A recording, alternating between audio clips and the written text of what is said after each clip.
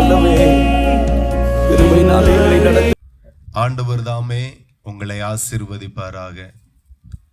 ஆண்டவருடைய வார்த்தை சொல்லுகிறது, உங்கள் துக்கம் சந்தோஷமாய் மாறும் என்று.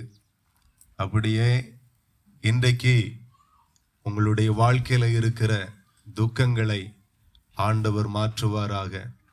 நீ விசுவாசித்தால் தேவனுடைய மகிமையை காண்பாய் என்று ஆண்டவர் சொல்லி இருக்கிறார். இந்த இடத்தில் ஒரு 15-20 நிமிஷம் ஜெபமும் வேத தியானமும் நடைபெறும். நீங்க விரும்பினால் இந்த இடத்துல வரலாம். இந்த ஜெபத்தில் இணைந்து கொள்ளுங்கள். என்ன சூழ்நிலைகளில் இருந்தாலும் நிச்சயமாய் ஒரு அற்புதத்தை பரலோகத்தின் ஆண்டவர் உங்களுக்கு செய்வார். இன்றைக்கு வியாதி நிமித்தமாய் வந்திருக்கிற துக்கம் இயேசுவின் நாமத்தில் மாறும். கடனின் நிமித்தமாய் இருக்கிற துக்கங்கள் மாறும். குடும்ப சூழ்நிலைகள், பொருளாதாரம், பிள்ளைகளை குறித்ததான கவலை, குழந்தையின்மை, இந்த மாதிரியான சூழ்நிலைகளில் கண்ணீரோடு இருக்கிற உங்களுக்கு பரலோகத்தின் ஆண்டவர் நிச்சயமாய் பெரிய சமாதானத்தை தருவார். ஆகவே உங்களை அன்போடு அழைக்கிறோம். ஆண்டவர் உங்களை ஆசீர்வதிப்பார். இப்போதும் இந்த இடத்தில் இருக்கிற மாதவன் பாஷா அவர்கள் ஒரு பாடலை பாடி தேவனை மகிமைப்படுத்துவார்கள். கர்த்தர் நல்லவர். ஜீசஸ், ஹல்லேலூயா. கர்த்தர் நல்லவர். கர்த்தர் உங்கள் கண்ணீரை காண்கிறார். உன்னை காண்கிறார், உன் கண்ணீர் துடைக்கிறார். இயேசு உன்னை காண்கிறார், உன் கண்ணீர் துடைக்கிறார். நீ அழ வேண்டாம், நீ அழ வேண்டாம், அதிசயம் செய்திடுவார். நீ அழ வேண்டாம், நீ அழ வேண்டாம், அதிசயம் செய்திடுவார். உன்னை காண்கிறார், உன் கண்ணீர் துடைக்கிறார். இயேசு உன்னை காண்கிறார், உன் கண்ணீர் துடைக்கிறார். நோய் நொடியில் வாடுகின்ற உன்னை காண்கிறார், நோய் நொடியில் வாடுகிற உன்னை காண்கிறார். நொடி பொழுது சுகம் தந்து உன்னை தேற்றுவார். நொடி பொழுது சுகம் தந்து உன்னை தேற்றுவார். நீ அழ வேண்டாம், நீ அழ வேண்டாம், அதிசயம் செய்திடுவார். நீ அழ வேண்டாம், நீ அழ வேண்டாம், அதிசயம் செய்திடுவார். உன்னை காண்கிறார், உன் கண்ணீர் துடைக்கிறார். இயேசு உன்னை காண்கிறார், உன் கண்ணீர் துடைக்கிறார். கடன் தொல்லையால் கதறுகின்ற உன்னை காண்கிறார், கடன் தொல்லையால் கதறுகிற உன்னை காண்கிறார். உடன் இருந்து நடத்திடுவார், ஒரு போதும் கைவிடா.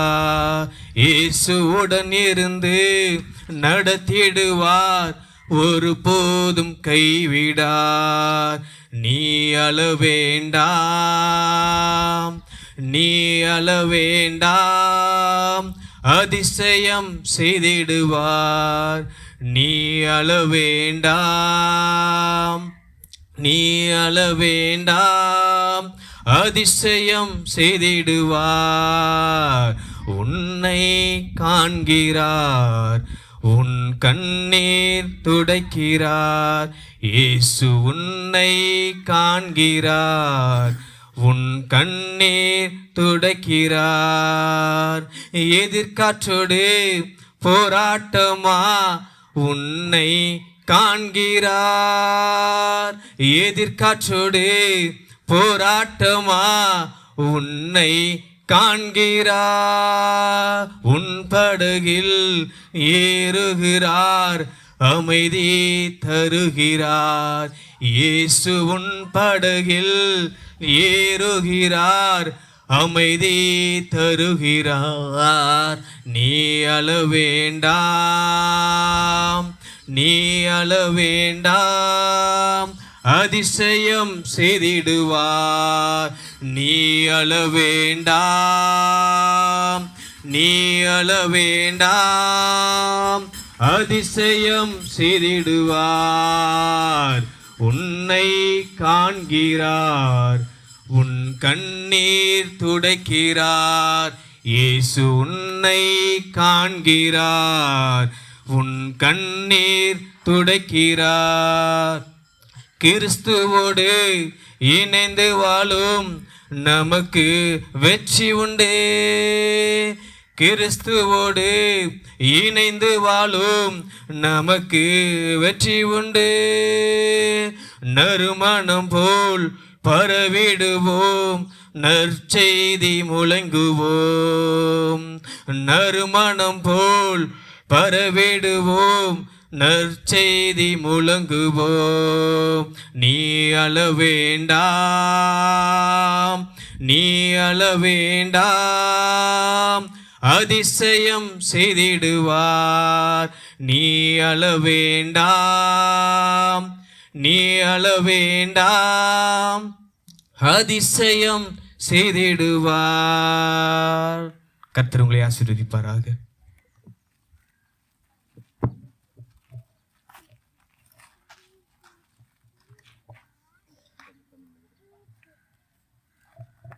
இயேசு கிறிஸ்துவின் நாமத்தில் ஒரு விசை கூட இந்த பகுதியில் இருக்கிற ஒவ்வொரு குடும்பத்தையும் வாழ்த்துகிறோம். ஆண்டவர் நல்லவர். இன்றைக்கு அருமையான இயேசு கிறிஸ்து இந்த பூமி எங்கிலும் குடியிருக்கிற ஒவ்வொரு ஜனங்களுக்கும் சொல்லும்படியாய் எங்களுக்கு கட்டளையிட்ட வார்த்தையை உங்களுக்கு சொல்ல நாங்கள் வந்திருக்கிறோம். இந்த உலகத்தில் எத்தனையோ வார்த்தைகளுக்கு நீங்க செவி கொடுக்கிறீங்க. தினந்தோறும் எத்தனையோ செய்தியை நியூஸ் வழியாக, பேப்பர் வழியாக வாசிக்கிறீங்க, கேட்குறீங்க, நேரம் செலவு பண்றீங்க. உங்கள் நடுவிலே நாங்கள் ஒரு 15-20 நிமிடம் வேதத்திலிருந்து சில வார்த்தைகளை சொல்லுவோம். நீங்க விரும்பினால் இந்த வார்த்தைகளை செவி கொடுத்து கவனிக்கலாம். இந்த வார்த்தை மிகவும் ஆசீர்வாதமாய் இருக்கும். வேதத்தில் ஆண்டவர் எழுதியிருக்கிறார். ஓசியா 8ஆம் அதிகாரம் 12வது வசனத்தில், என் வேதத்தின் மகத்துவங்களை அவர்களுக்கு எழுதி கொடுத்தேன், அவைகளை அந்நிய காரியமாக எண்ணினார்கள் என்று ஆண்டவர் வேதத்தில் எழுதியிருக்கிறார். கர்த்தருடைய பரிசுத்த வேதம் எப்படிப்பட்டதென்றால், அது ஒரு மாவட்டத்திற்கான ஜனங்களுக்கு எழுதப்பட்டதல்ல, ஒரு மாநிலத்தில் வாழுகிற ஜனங்களுக்காக எழுதப்பட்டதல்ல, ஒரு தேசத்திற்காக மட்டும் எழுதப்பட்ட வேதங்கள் அல்ல. இந்த உலகம் எங்கிலும் இருக்கிற ஜனங்களுக்காக ஆண்டவர் தம்முடைய வேதத்தை எழுதி கொடுத்திருக்கிறார். ஆகவே இந்த வேதத்துல சொல்லப்பட்ட தேவனாகிய கர்த்தர் ஒரு மாவட்டத்திற்கு மட்டும் தேவன் அல்ல, ஒரு மாநிலத்திற்கு மட்டும் தேவன் அல்ல, முழு உலகத்திற்கும் அவர் தேவனாயிருக்கிறார், இரட்சகராயிருக்கிறார்.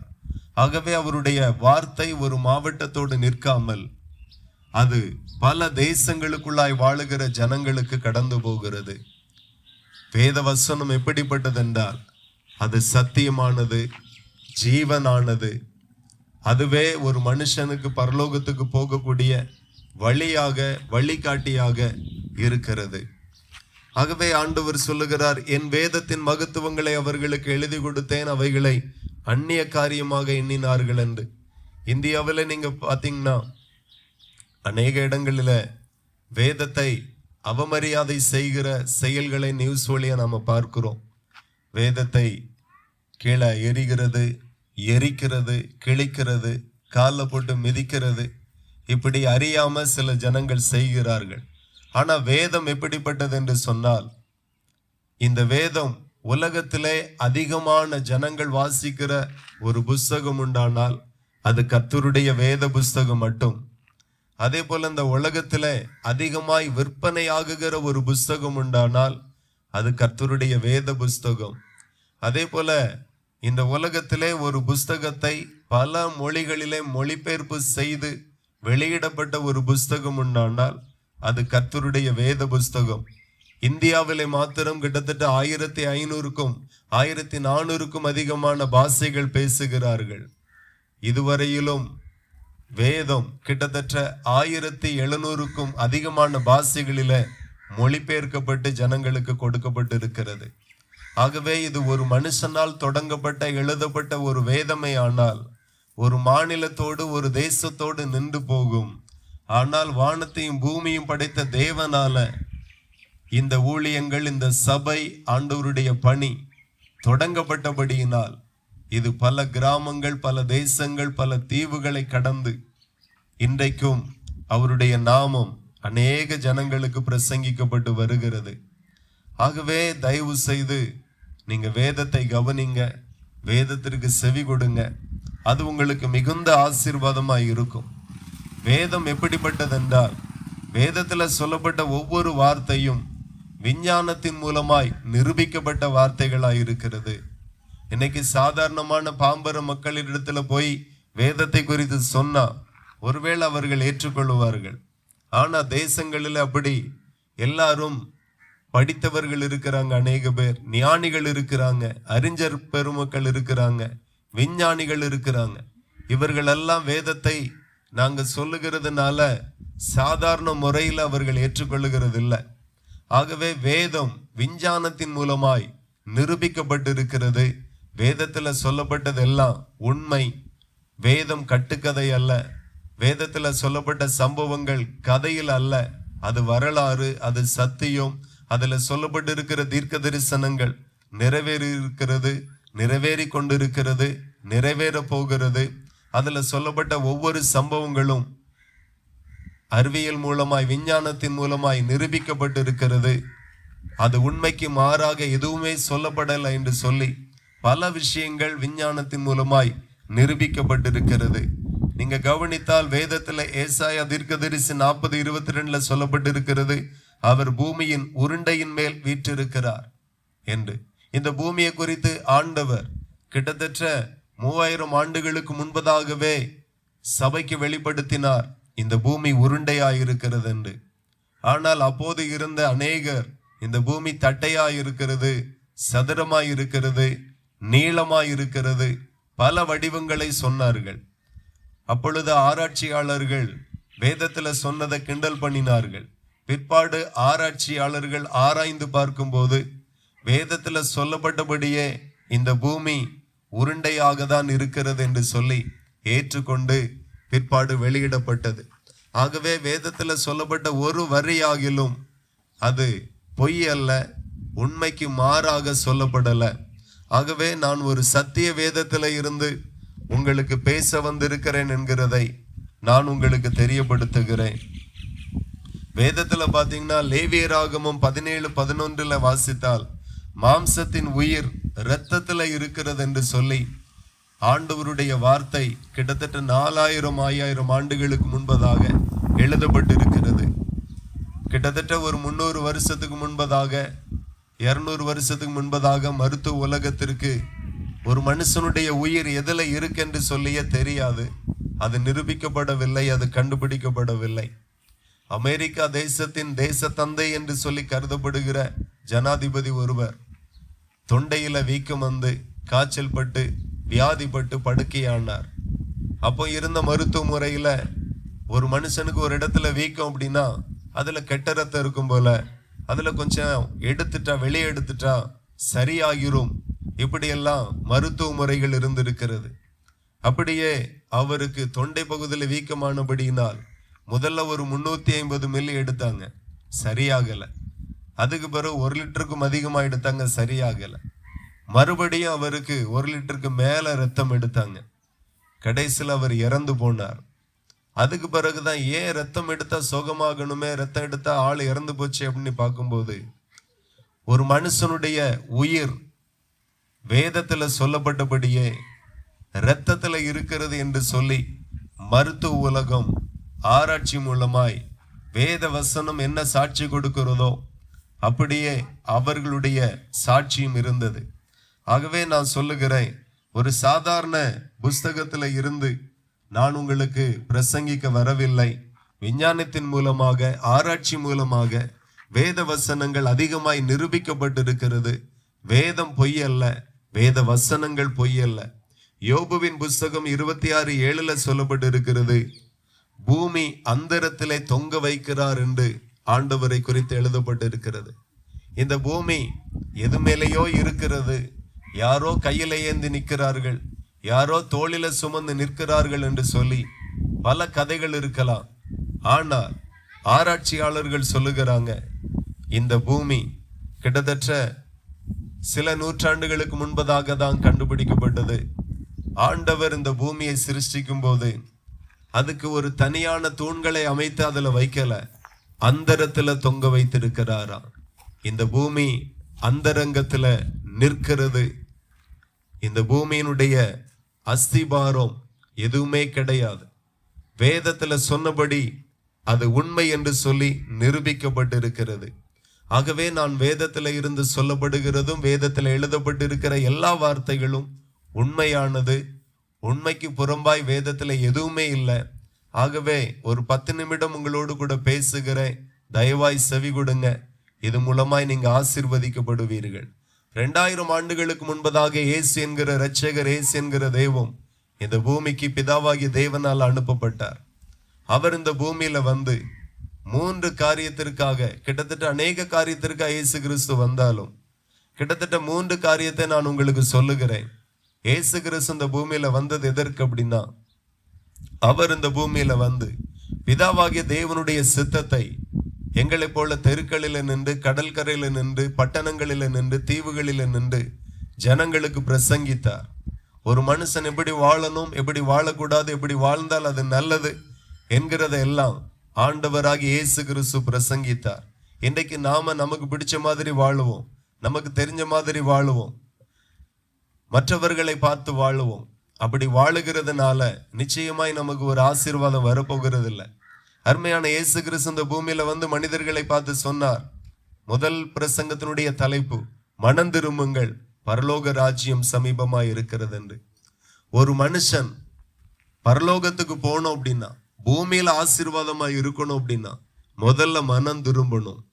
உங்கள் மனம் எதை நோக்கி திரும்பணும் அப்படின்னா, கர்த்தருடைய வார்த்தையை நோக்கி, ஆண்டவருடைய சத்தியத்தை நோக்கி, கட்டளையை நோக்கி மனம் திரும்பணும்.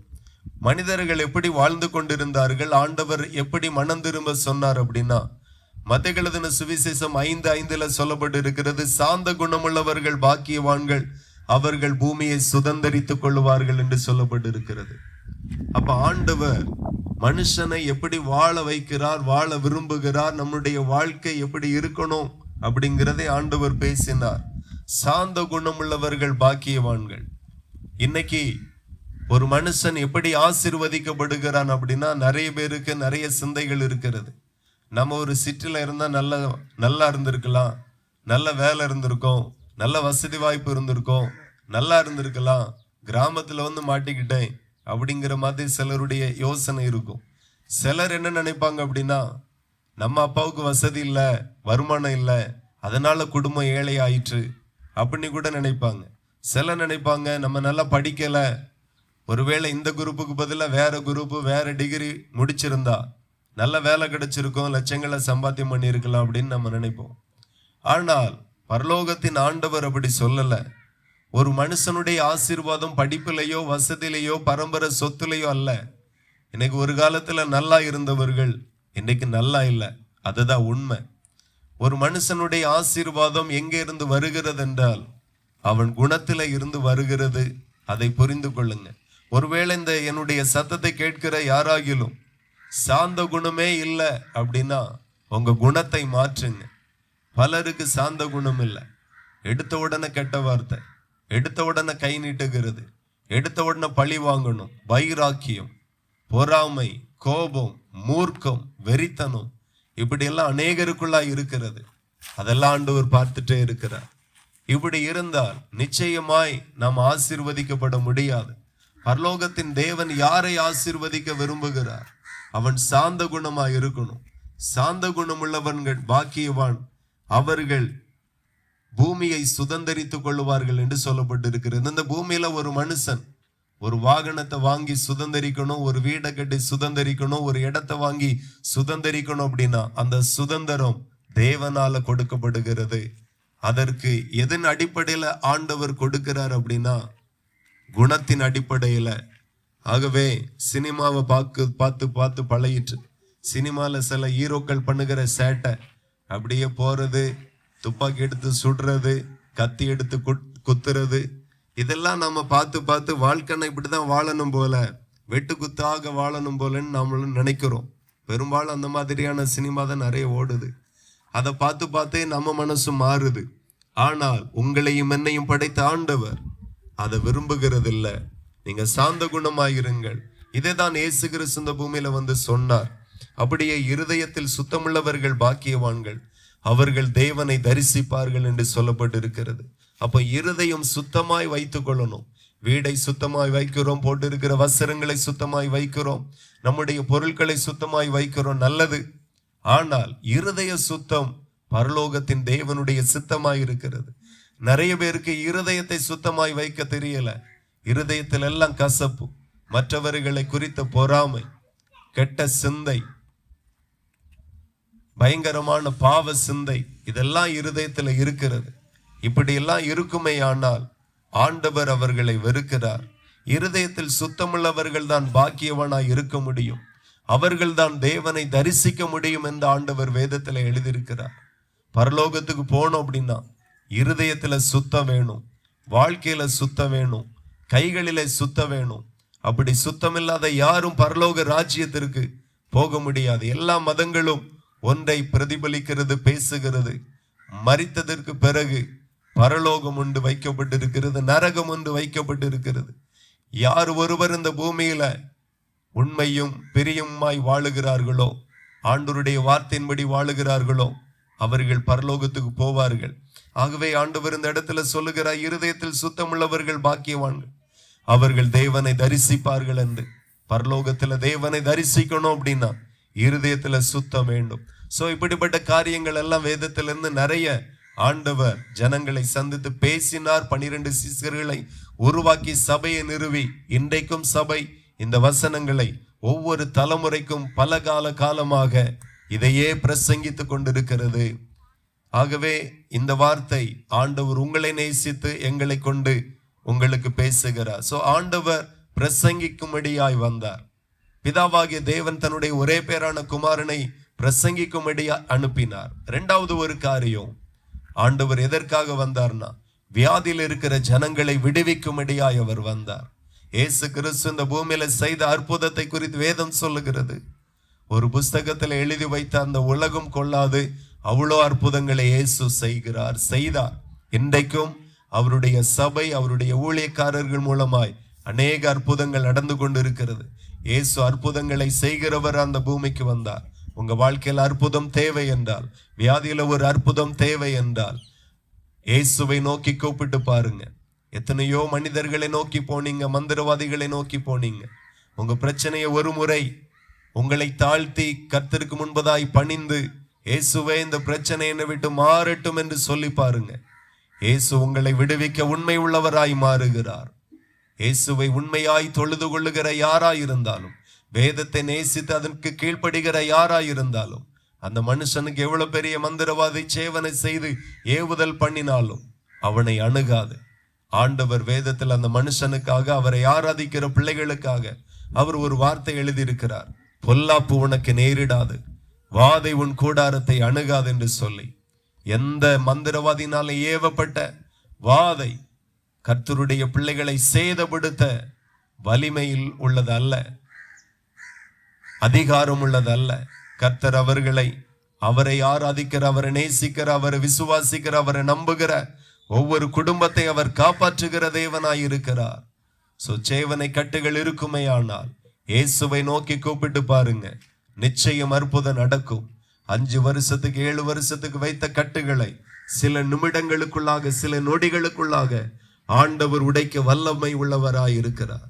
எங்க சபைகளிலேயும் சிலர் வருவார்கள், பொல்லாத ஆவிகளினால பாதிக்கப்பட்டு சில வாலிப பிள்ளைகளை கூட்டிட்டு வருவாங்க. இயேசுவின் நாமத்தினால ஜெபிப்போம். சில நிமிடங்களுக்குள்ளாக அந்த பொல்லாத வியாதி, பல வருஷங்களாக அலக்கழிக்கப்பட்ட பொல்லாத வியாதி ஓடி இருக்கிறது. ஆகவே இந்த நல்ல செய்தி உங்களுக்கு சொல்லுகிறேன். உங்களுக்கு இந்த மாதிரியான சூழ்நிலைகளில விடுதலை தர இயேசு வல்லவராய் இருக்கிறார். ஆகவே அநேக அற்புதங்களை செய்கிறவராக இயேசு வந்தார். அதுக்கு பிறகு ஏன் இயேசு வந்தார் அப்படின்னா, மூன்றாவது ஒரு காரியம், இயேசு கிறிஸ்து இந்த பூமியில எல்லா மனுஷனுடைய பாவத்திற்காக தன்னையே பலியாக்கும்படி இயேசு கிறிஸ்து இந்த பூமிக்கு பிதாவால் அனுப்பப்பட்டார். ஆகவே இயேசு கிறிஸ்து இந்த பூமியில வந்து சிலுவையை சுமந்து சிலுவையில் அறையப்பட்டு இரத்தத்தை சிந்தி ஜீவனை கொடுத்தார்.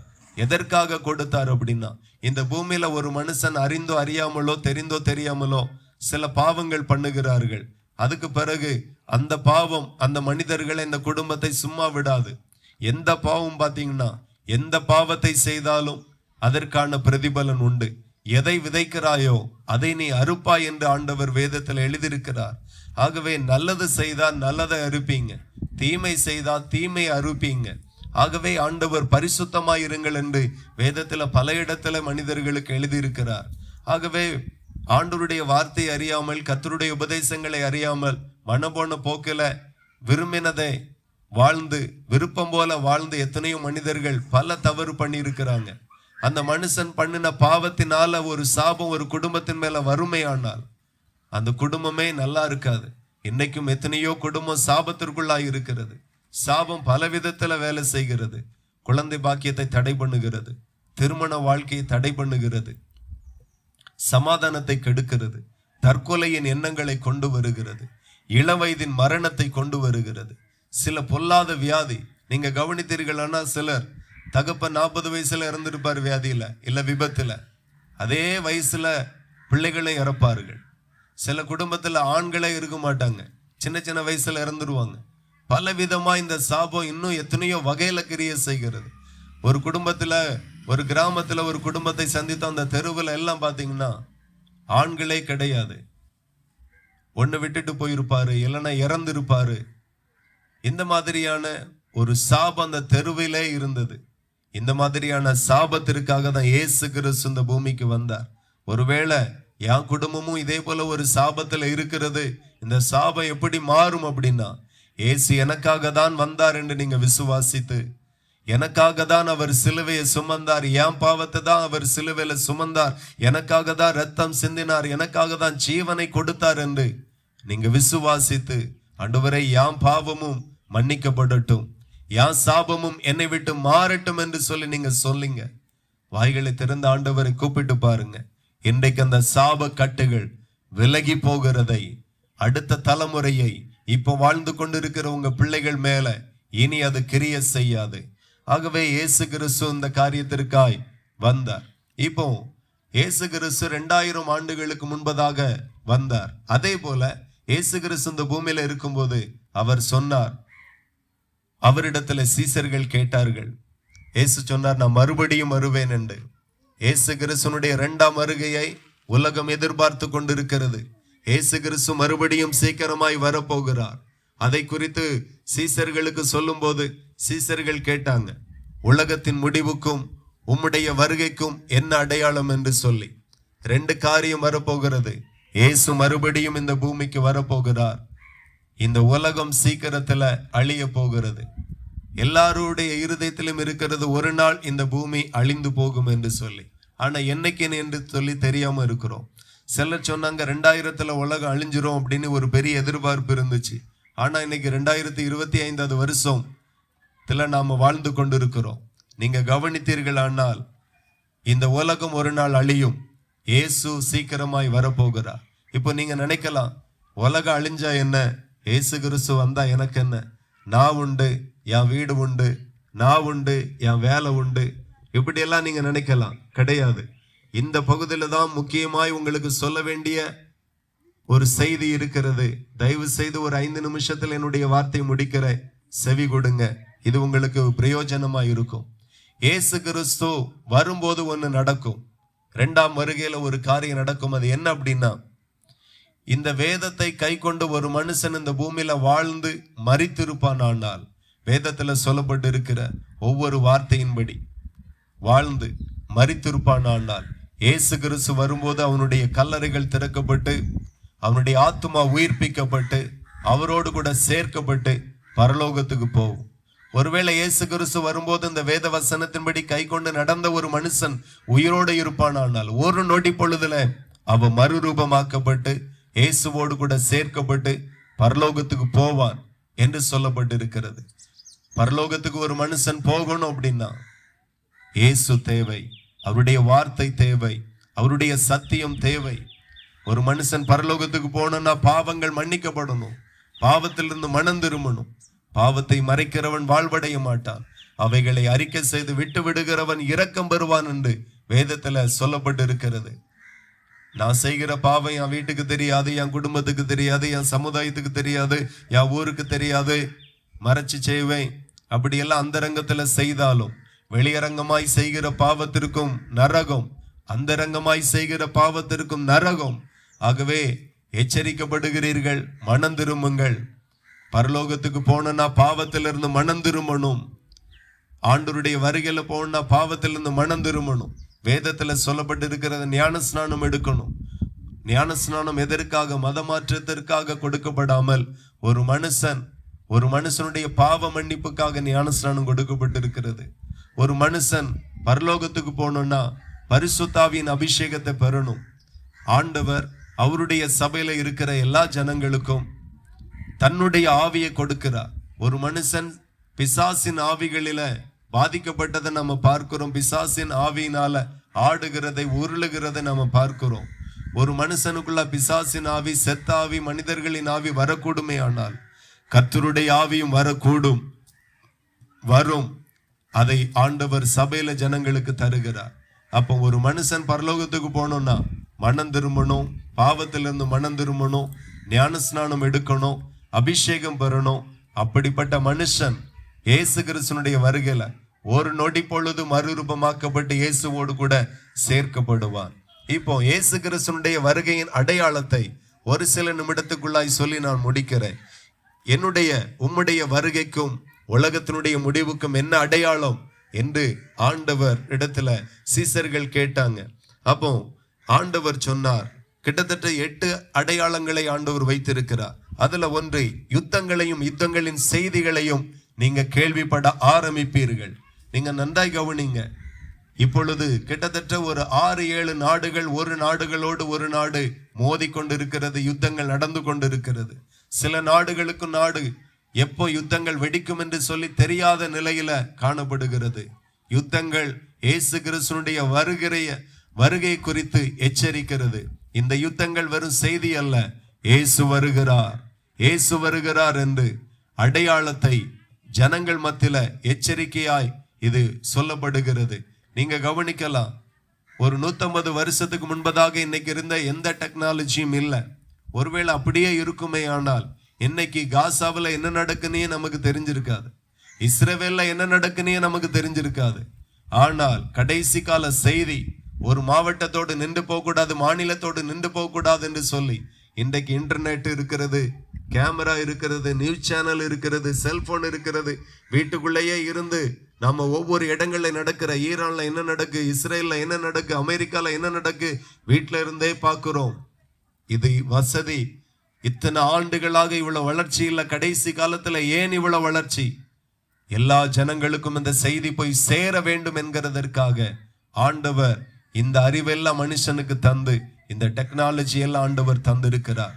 ஆகவே நீங்க புரிந்து கொள்ளுங்க, கடைசி காலத்துல யுத்தம் சும்மா வரல. ஆண்டவருடைய வருகை பறைசாற்றுகிறது. ஜனத்துக்கு விரோதமாய் ஜனம், ராஜ்யத்துக்கு விரோதமாய் ராஜ்யம் எழும்பும் என்று சொல்லப்பட்டு இருக்கிறது. பல இடங்களிலே இது நடக்கிறது. ராஜ்யத்துக்கு விரோதமாய் ராஜ்யம் பிரச்சனையில போய் கொண்டிருக்கிறது. ஜனத்துக்கு விரோதமாய் ஜனம். நம்ம தேசத்திலேயும் மணிப்பூர் பகுதியில் பயங்கரமான பிரச்சனை, பயங்கரமான போராட்டத்தை நம்ம பார்க்கிறோம். ஜனத்துக்கு விரோதமாய் ஜனம். இதுவும் இயேசு கிறிஸ்துவினுடைய வருகை பறைசாட்டுக்கு ஒரு அடையாளமாகவே இருக்கிறது. அதே போல பஞ்சங்களும் கொள்ளை நோய்களும் வரும் என்று சொல்லப்பட்டு இருக்கிறது. சோமாலியா என்கிற ஒரு தேசம் முழுவதும் பஞ்சத்திற்குள்ளாக, இன்னும் எத்தனையோ தேசங்களை சொல்லிக்கொண்டே போகலாம், படிப்படியாய் பஞ்சத்திற்குள்ளாய் போகிறது. நான் சொல்லுகிற ஒரு மனுஷன் உண்மையும் உத்தமத்தோடு கர்த்தரை தேடுவானானால் அவனை இந்த பஞ்சத்திற்கும் யுத்தத்திற்கும் கொள்ளை நோய்களுக்கும் ஆண்டவர் நீங்களாக்கி ரட்சிக்கிறார். பாதுகாக்கிறார், விடுவிக்கிறார். ஆகவே நீங்க கர்த்தரை விசுவாசிங்க, இந்த பஞ்சத்திற்கு தப்புவீர்கள். கடந்த நாட்கள்ல கொரோனா என்கிற கொள்ளை நோய் எல்லா மாவட்டத்துல, எல்லா மாநிலத்திலையும், எல்லா தேசத்திலையும் வந்தது. ஆண்டவர் சொன்ன வார்த்தை எல்லா மாவட்டத்திற்கும், மாநிலத்திற்கும், தேசங்களுக்கும் சொல்லி இருக்கிறார். அடையாளமும் எல்லா தேசங்களிலேயும் வரும். அப்படியே வந்தது. பூமி அதிர்ச்சிகள் பல இடங்களில வரும் என்று ஆண்டவர் சொல்லி இருக்கிறார். கவனிங்க, கிட்டத்தட்ட 2010 வருஷத்துல இருந்து இதுவரையிலும் இந்த 15 ஆண்டுகளுக்குள்ளாக இந்த பூமி 1,52,000க்கும் அதிகமான முறை பெரிய பூமி அதிர்ச்சியில இருந்து சின்ன பூமி அதிர்ச்சி வரைக்கும் வந்திருக்கிறது. இது எதை பறைசாற்றுகிறது என்றா, இயேசு என்கிற தெய்வம் வருகிறார். நீ பாவத்திலிருந்து மனம் திரும்பி உன்னை ரட்சித்துக்கொள், பரலோகத்துக்கு போனா நீ மனம் திரும்பி என்று சொல்லி இந்த சம்பவம் உன்னை எச்சரிக்கிறது. அநேகருடைய அன்பு தணிந்து போகும். இன்னைக்கு நிறைய குடும்பத்திற்குள்ளாக அன்பு இல்லை. ஒரு 100 வருஷத்துக்கு முன்பதாக ஒவ்வொரு குடும்பங்களும் ஐக்கியமாக சித்தப்பா, பெரியப்பா, மைனி, செம்மந்தி, மாமியார், மாமனார், அப்பா, அம்மா, தம்பி, அக்கா குடும்பம் எல்லாம் கூட்டு குடும்பமாய் சூப்பரா வாழ்ந்து கொண்டிருந்தது. ஆனா ஒரு 100 வருஷத்துக்கு பிறகு இப்போ உள்ள காலகட்டத்துல யாரும் சேர்ந்து வாழ முடியாத அளவுக்கு அன்பு தணிந்து போயிற்று. ஒரு குடும்பத்துல 3 பிள்ளைகள், 3 பிள்ளைகளும் அண்ணனை பிடிக்காது, அண்ணனுக்கு தங்கச்சி பிடிக்காது, தங்கச்சிக்கு தம்பியை பிடிக்காது. 3 பேருக்குள்ள இத்தனை பிரிவினை. இதெல்லாம் எதற்காகனா அன்பு தணிந்து போகும் என்று சொன்ன அந்த வார்த்தை நிறைவேறி கொண்டிருக்கிறது. அதே போல ராஜ்யத்தின் இந்த சுவிசேஷம் பூலோகம் எங்கும் உள்ள சகல ஜாதிகளுக்கும் சாட்சியாய் பிரசங்கிக்கப்படும். இதெல்லாம் இதே போல சபைகள் கடந்து போய் ஒவ்வொரு ஜனங்களுக்கு இந்த வார்த்தையை சொல்லுவார்கள், சாட்சியாய் பிரசங்கிப்பார்கள் என்று ஆண்டவர் 2000 ஆண்டுகளுக்கு முன்பதாய் வேதத்தில் எழுதி வைத்திருக்கிறார். அதை தான் நாங்கள் கிராமந்தோறும் ஜனங்களை சந்தித்து சொல்லுகிறோம்.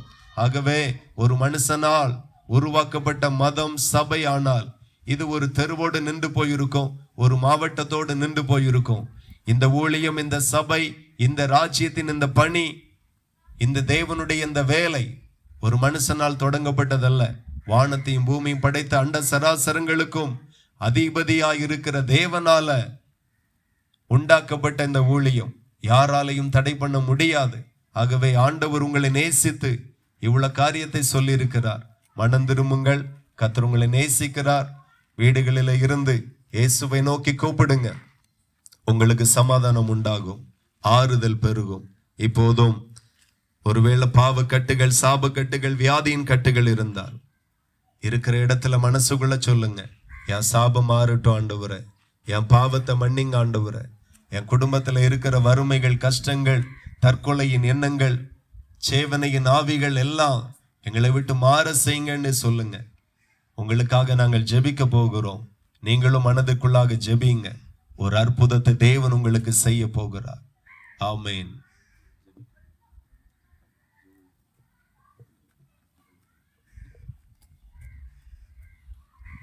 எங்களை நேசிக்கிற நல்ல தகப்பனே, நாங்கள் நன்றியோடு துதிக்கிறோம், ஸ்தோத்திரிக்கிற ராஜா. ஆண்டவரே அப்பா, நீங்கள் தீர்மானத்து பிரகாரமாய் இந்த வார்த்தையை இந்த கிராமத்தில் நாங்கள் சொல்லியிருக்கிறோம்ப்பா. ஒருவேளை ஒளிபரிக்கும் மூலமாய் வீடுகளில் இருந்து, தெருக்களில் இருந்து கேட்குற ஒவ்வொரு ஜனங்களையும் ஆண்டவர் கரத்தில் எடுத்து ஆண்டவரே சோதரம் அவங்க சித்தங்களை செய்கிற பிள்ளைகளாய் மாற்றும்படியா நாங்கள் ஜெபிக்கிறோம். ஆண்டவரே அப்பா சோதரம் அப்பா, பலவீனத்தோடு இருப்பார்கள் என்றால் பலவீனங்கள் மாறட்டும் ஆண்டவரே. கட்டுகளோடு இருப்பார்கள் என்றால் கட்டுகள் உடைக்கட்டும் ஆண்டவரே. ஆண்டவரே சோதரம் ஆண்டவரே, இன்னும் ஆண்டவரே அப்பா, பிசாசு பிடிகளில் இருப்பார்கள் என்றால் அந்த பிசாசு பிடியிலிருந்து பெரிய விடுதலை உண்டாகும்படியாக நாங்கள் ஜெபிக்கிறோம் ஆண்டவரே.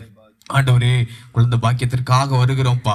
ஒருவேளை இந்த வார்த்தைகளை ஆண்டவருடைய செவிகளில் எடுத்துக்கொண்டவர்கள் ஒருவேளை குழந்தை பாக்கியத்திற்காக ஜெபித்துக் கொண்டிருப்பார்கள் என்றால் ஒரு பெரிய விடுதலையை ஆண்டவர், பெரிய ஆண்டவரே மாற்றத்தை அப்பா அந்த குடும்பங்கள் காண கர்த்தர் உதவி செய்யுங்கப்பா. குழந்தை பாக்கியங்களை ஆசீர்வதிங்க ஆண்டவரே. திட்டமான தடைகளுக்காக உங்க சமூகத்துல வருகிறோம்ப்பா. ஆண்டவரே அநேக குடும்பங்களது பாவக்கட்டுகள் ஆண்டவரே திருமணத்தை தடை செய்து கொண்டு இருக்கிறது அப்பா. சோதரம் இந்த நிமிடத்திலிருந்து அந்த கட்டுகள் எல்லாம் உடைக்கும்படியா நாங்கள் ஜெபிக்கிறோம்ப்பா. ஆண்டவரே இள வயதுல மரித்து போகிறவர்கள் அநேகர் இருக்கிறாங்கப்பா. ஆண்டவரே அவங்க எல்லாரும் விடுதலை கொடுத்து ஆண்டவரே தேவன் பெரிய மாற்றத்தை தரும்படியா நாங்கள் ஜெபிக்கிறோம்ப்பா. இன்னும் ஆண்டவரே சோதரம் அப்போ வேலைக்காக இருப்பார்கள் என்றால் நல்ல வேலையை கொடுங்க ஆண்டவரே. ஆண்டவரே சோதரம் அப்பா, ஒரு பெரிய மாற்றத்தை, ஒரு பெரிய சுகத்தை, ஒரு பெரிய விடுதலை இந்த கிராமம் ஆண்டவரே இந்த நாள் பொழுதுலேருந்து அவள் அனுபவிக்கிறதுக்கான பெரிய ஆசீர்வாதத்தை கொடுங்கப்பா. இந்த வார்த்தையை அப்பா கேட்குற ஒவ்வொரு ஜனங்களுக்குள்ள பெரிய மாற்றம் உண்டாகட்டும்.